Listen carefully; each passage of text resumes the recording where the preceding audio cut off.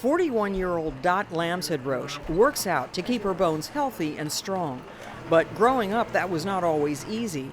As a baby, Dot was diagnosed with hip dysplasia. They caught mine when I was about 14 months when I was trying to walk. Surgery and a full body cast helped correct Dot's hip dysplasia. But 40 years later, Dot's hips were bothering her so much that even walking became a hassle. My quality of life was such that I was no longer able to walk. So it became this ridiculous thing where like the family would walk and then mom would drive. She tried acupuncture, massage, physical therapy, and nothing worked.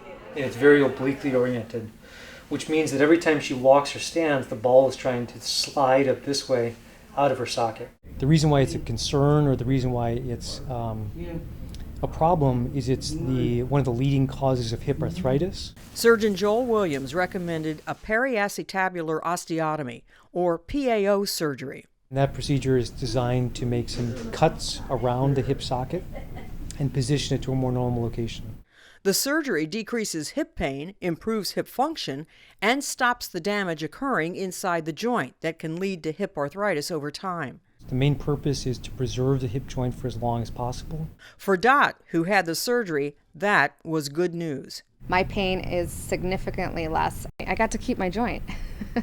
Now this mother of 3 is able to keep up with her kids. I'm Marty Salt reporting.